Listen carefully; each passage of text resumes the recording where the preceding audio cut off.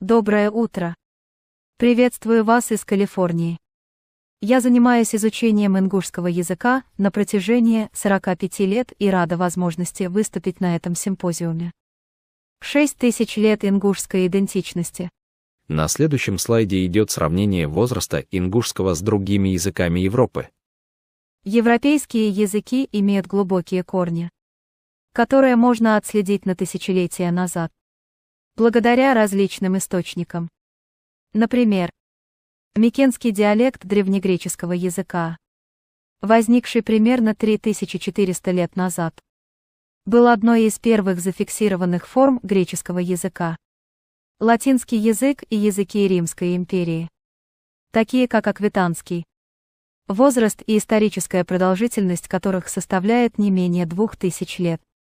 Эти данные подкрепляются археологическими и историческими свидетельствами, такими как древние архитектурные памятники, эпиграфические надписи, археологические находки, исторические записи, ранняя литература, включая произведения таких авторов, как Гомер. Следующий слайд сравнивает возраст языковых семей. Европейские языки относятся к нескольким основным языковым семьям, каждая из которых имеет свои корни и историческое развитие. Индоевропейская языковая семья.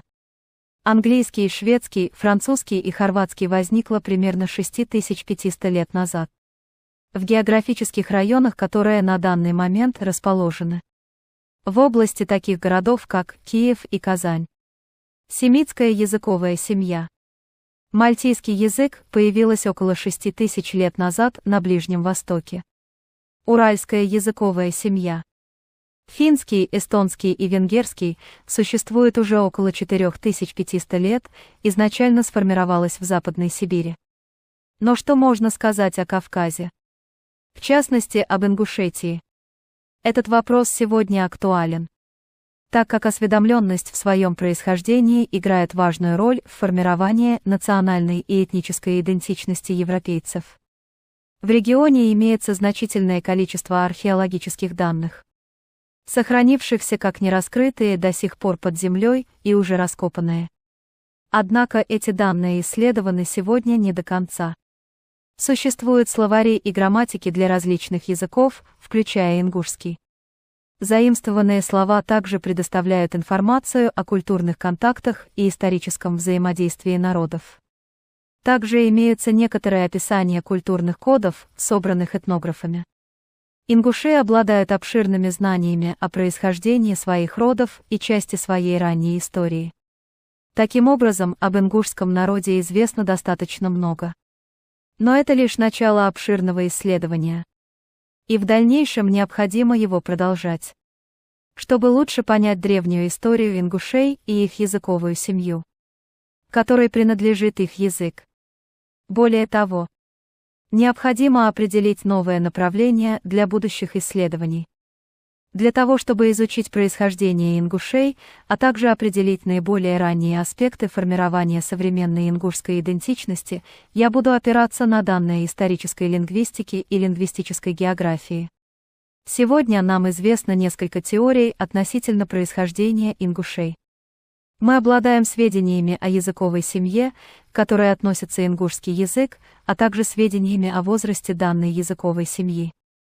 Более того, наличествует информация и о языковых семьях, которые являются близкими ингушской языковой семье.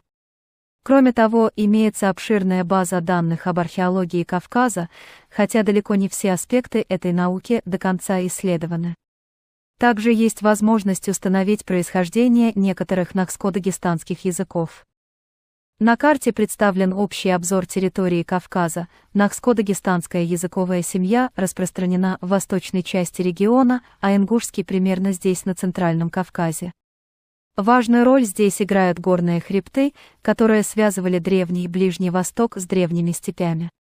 Эти связи имели особое значение, и одним из главных вопросов моего исследования заключается в том, каким образом эти контакты осуществлялись через горы. Здесь представлено генеалогическое древо ингушского языка. а также родственных ему языков бацбийского и чеченского и языки, которые находятся с ингушским в более отдаленном родстве. Все эти языки, их более 30, входят в языковую семью, которой, возможно, около 6000 лет. На данном слайде звездочками отмечены языки, в которых так называемые диалекты на самом деле являются языками других народов. Ингушское древо указано как прямая линия не менее 6000 лет, родственные языки около 6000 лет. Пунктиром показаны альтернативные варианты появления языков. Итак, насколько далеко можно проследить вероятные истоки данной языковой семьи, считается, что все языки, входящие в нее, объединяет один общий проязык. В эпоху мезолита, еще до появления сельского хозяйства и одомашнивания животных, существовали охотничьи культуры, среди которых известна чохская культура, названная в честь поселения Чох, расположенного на территории современного Дагестана, где ныне говорят на аварском языке. Поселение Чох является одним из первых мест, где археологи обнаружили появление одомашненных растений и животных. Такое открытие позволяет ученым утверждать, что именно здесь люди, примерно 8000 лет назад или даже раньше, стали впервые заниматься сельским хозяйством в Европе. Здесь находится важный археологический объект бронзового века, современный Великент, а также исторически значимое место Дербент. Если внимательно рассмотреть карту, можно заметить, что здесь находятся горы, а вдоль них простирается прибрежная равнина. Она сужается там, где высота гор уменьшается по мере приближения к океану в районе Дербента, а затем снова расширяется. Эта прибрежная равнина представляет собой главный связующий мост между северными степными культурами и Древним Ближним Востоком на юге. Здесь представлены две значимые культуры, которые вели сельскохозяйственную деятельность, и культура бронзового века. Майкопская культура, Западный Кавказ, была известна своим богатством благодаря активной торговле металлами на территории современной Ингушетии. Кура-аракская культура находилась в юго-восточной части, включая обширные территории ингушей, других накских народов, а также дагестанских народов. На карте видно, что обе культуры представлены на территории Ингушетии. Данные культуры охватывали на тот момент обширные территории. Кура-аракская культура занимала очень большую территорию в сравнении с теми местами, где говорили на отдельных языках в древности. Это указывает на то, что в этом регионе, скорее всего, существовало множество языков, точное количество которых неизвестно. Вероятно, в этом районе люди говорили на проязыке нахско-дагестанской языковой семьи, но конкретное местоположение и условия использования этого языка остаются неизвестными. Можно ли считать кура-аракскую культуру основой или источником для современных нахско-дагестанских языков, включая ингушский? Является ли чохская культура предком этих языков? Однако это неправильный вопрос или не совсем правильный вопрос. Вопрос, тем не менее, актуален. Важно отметить, что Чох находится в высокогорье, где сейчас используется аварский язык. В горах языки развиваются с равнины в горы чаще, чем с гор на равнину. Горцы учатся говорить на языке народов равнины, так как именно там располагаются рынки и возможности зимнего трудоустройства, и со временем они постепенно переходят на повседневное использование данного языка. Однако Чох уже является высокогорным, и в нем сейчас говорят на диалекте аварского, что связано с его недавним распространением. Поэтому с лингвистической точки зрения мы не можем утверждать, что Чох является предком современных языков. На данной карте представлены языки Кавказа, включая картвельский, являющийся предшественником современного грузинского, западно-кавказские языки, такие как адыгейский и кабардинский, и языки нахско-дагестанской группы в разнообразии различных культур. Здесь представлены чеченские и ингушские языки, а также бацбийский, который находится с ними в отдаленном родстве, и более дальние языки, такие как лезгинский, аварский, даргинский и другие. Таким образом, необходимо выяснить, как все эти языки восходят к общему проязыку с учетом современных накских языков. Вот что мы можем сказать о происхождении некоторых ветвей этого языкового древа. Нахские языки, по-видимому, изначально использовались на южном склоне Кавказа и оттуда распространились в горные районы.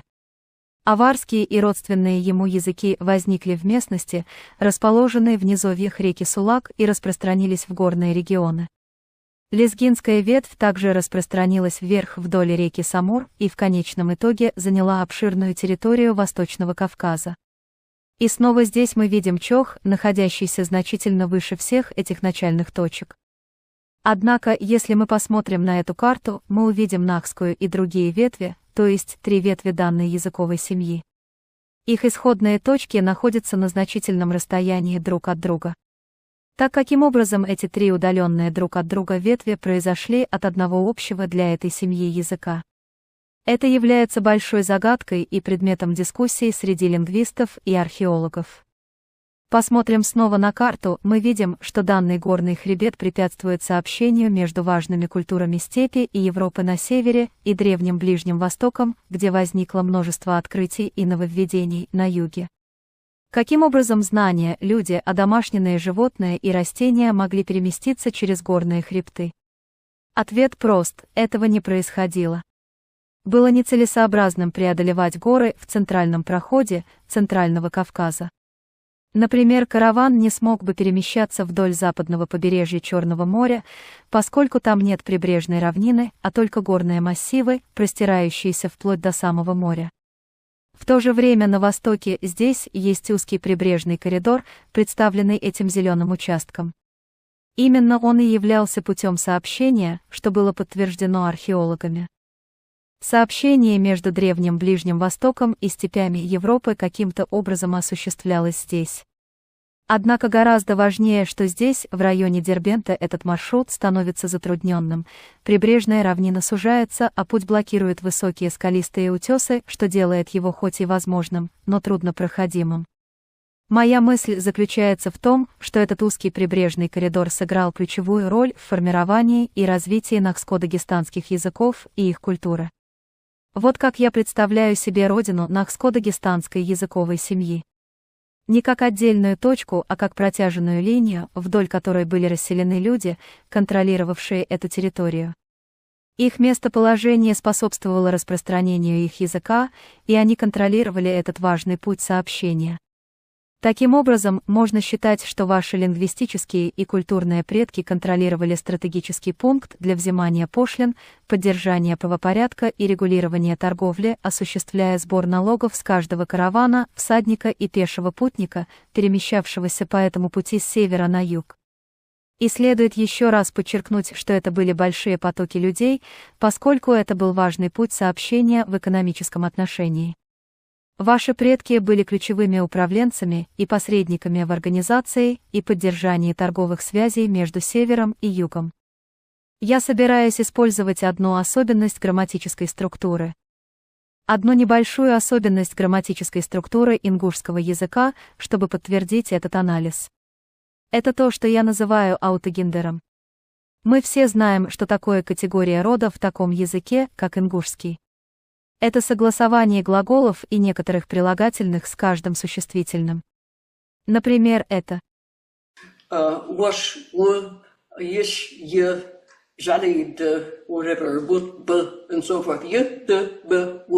данные слова согласуются по роду с существительным.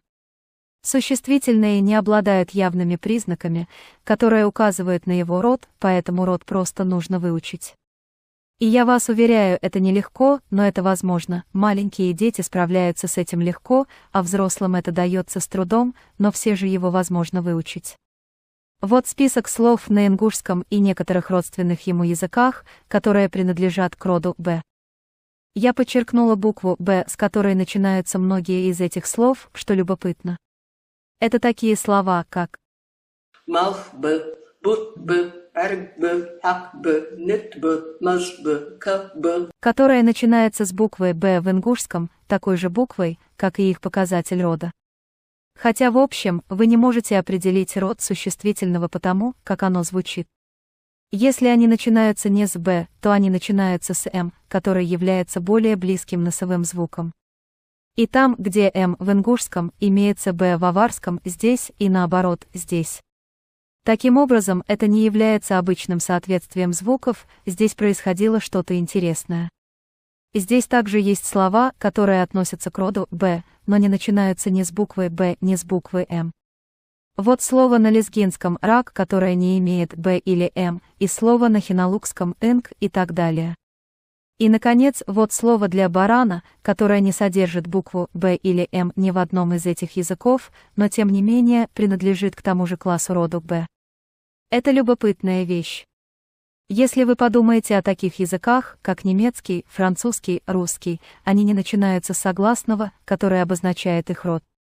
И в общем, вы не можете определить род по звучанию слова. Таким образом, рассматриваемое явление касается основных существительных, причем только небольшой их части, особенно относящихся к гендерной категории «б», где род определяется первой согласной буквой. Обратите внимание, что иногда в начале слова имеется сочетание из двух согласных, что в целом представляет собой относительно необычное явление для данной языковой семьи. Например, на бацбийском языке блоха будет псик с буквой «п» в начале слова.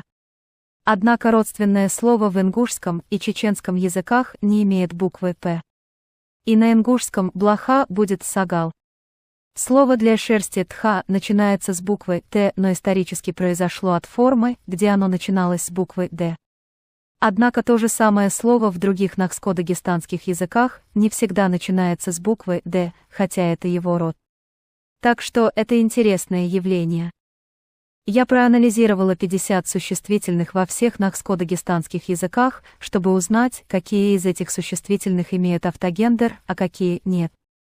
И вот результаты: 70% или подавляющее большинство имеют автогендер в нахских языках, с уменьшением в некоторых других языках, и, наконец, в даргинском и хиналукском языках этих слов очень мало, менее 50%. Эти языки простираются с запада на восток по обе стороны Кавказа. Нахский изначально на юге, а вараандийский на севере, но оба на западе и так далее. Это интересное географическое распределение, но, повторюсь, проценты этих 50 слов, которые я исследовала, значительно варьируют. Вот график, показывающий те же результаты. Синие точки представляют собой языки с количеством существительных с автогендером, и вы можете видеть, что они идут вот западное, а вот восточное, и частота слов с автогендером уменьшается с запада на восток. Что еще мы можем сказать об автогендере?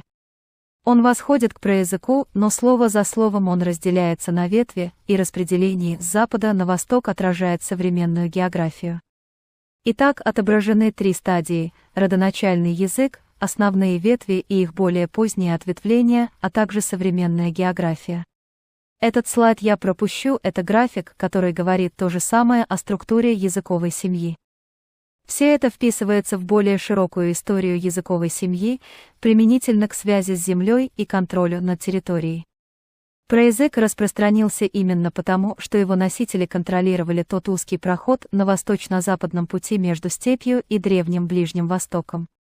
Носители этого языка использовали землю в своих экономических интересах, они управляли торговыми путями. У них также были ежегодные миграции вверх и вниз, как это происходит и в традиционной экономике до сих пор, и языки распространялись с равнины к возвышенности на протяжении последних нескольких тысяч лет. Нахская ветвь отделилась на раннем этапе и распространилась отдельно на юге. Распространение языков происходило не только вследствие переселения людей, но главным образом из-за того, что жители горных районов находили полезным для себя изучение и использование языка равнины. Археологические исследования показывают, что некоторые поселения в горах, такие как, например, авароязычный город Чох в высокогорьях Дагестана, очень древние. Возраст Чоха оценивается в 9000 лет. Но аварский язык появился там недавно. Возможно, только после аварского завоевания Восточного Кавказа. Итак, что мы можем сказать о современной ингушской идентичности? Современные ингуши могут идентифицировать себя с этой местностью и землей, а также с предками, которые экономически эффективно использовали эту землю. Они принимали решение о том, на каком языке говорить. Это ингушский язык или древний ингушский, на котором говорили в этой местности на протяжении длительного времени предки ингушей. Однако и генетические и археологические связи с этой землей существовали по крайней мере столько же, сколько и язык, а возможно и раньше. Таким образом, эта древняя идентичность довольно хорошо установлена. Однако нам все еще следует провести много археологических и лингвистических исследований. Спасибо за внимание. Данные лингвистов также подтверждаются и данными антропологии о аварском завоевании Восточного Кавказа. Судя по антропологическим данным, оба народа, чеченцы и аварцы, ближе к южно-русским народностям и к тюркам, чем к закавказским. Обыкновенно полагают, что дзурдзуки грузинской летописи и есть чеченцы, но это все бездоказательно. Приходится сказать, положа руку на сердце, что и чеченцы, и аварцы не автохтоны Кавказа, а пришли туда с севера, но откуда и как могут сказать лишь более точные и продолжительные исследования. Оба народа, во всяком случае, хоть относительно родственны.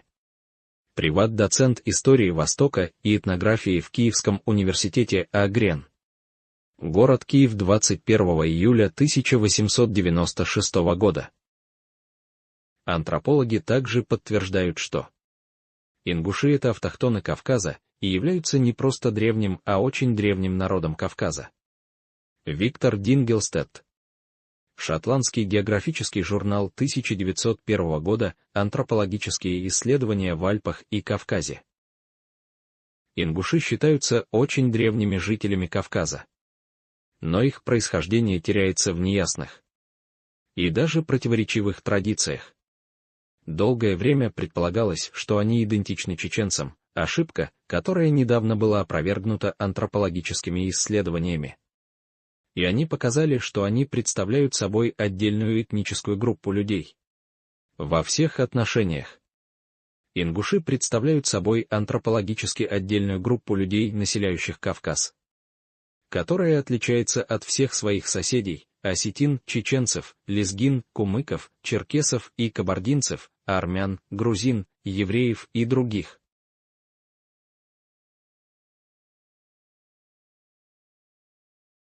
We would like to extend our special thanks to all the people who participated in this project. Dr. Lilia Terieva, Dr. Dina Tsurov, Kava Tumgiva, PhD student, Magomed Bokov, PhD student, Bashir Gadagazov, Lors Kushtov, Amir Kushtov,